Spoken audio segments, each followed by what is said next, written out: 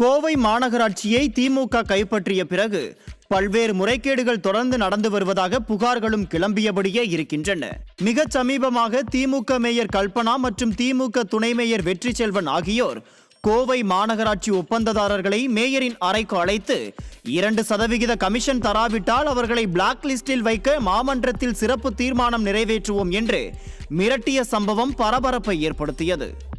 இதற்கிடையே திமுக மேயர் கல்பனாவின் கணவர் ஆனந்தகுமார் சட்டவிரோதமாக மாநகராட்சி ஆணையாளரின் அனுமதியின்றி சிசிஎம்சி என்ற பெயரில் கோவை மாநகராட்சி ஒப்பந்ததாரர்களை சேர்த்து வாட்ஸ்அப் குழுவை உருவாக்கி மாநகராட்சியில் விடப்படக்கூடிய டெண்டர்களை முன்கூட்டியே அதில் பதிவு செய்து ஒப்பந்ததாரர்களிடம் கமிஷன் கேட்டு உரையாடி வந்த சம்பவம் பெரும் பரபரப்பை ஏற்படுத்தியது.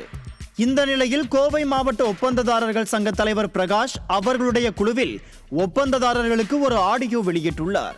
அந்த ஆடியோவில் ஆன்லைனில் டெண்டர் எடுத்தால் பிளாக் லிஸ்டில் போடுவோம் என்று மிரட்டியவர்களுக்கு எதிராக நீதிமன்றம் செல்வோம் என்றும் பிளாக் செய்ய நினைப்பவரை ஜெயிலுக்கு அனுப்பாமல் விடமாட்டோம் என்றும் தெரிவித்துள்ளார்.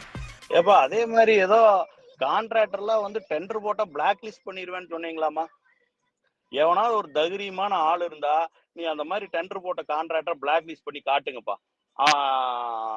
அப்புறம் நீங்க அது ஏன் பண்ணீங்க, எதுக்கு பண்ணீங்க, நாம கோர்ட்டுக்கு போய் அசோசியேஷன் செலவுலயே அந்த கான்ட்ராக்டர் பேக் லிஸ்ட்டை ரிவோக் பண்ணி வாங்கிட்டு அதை செஞ்சவன் மேல எஃப்ஐஆர் போட வச்சு அவனை ஜெயிலுக்கு அனுப்பாம விட மாட்டேன் நான்.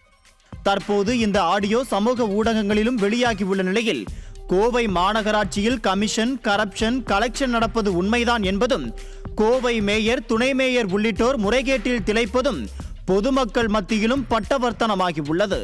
இதுதான் விடியா அரசின் திராவிட மாடல் தில்லுமுல்லா என்றும் கேள்விகள் சுழன்றடிக்கின்றன.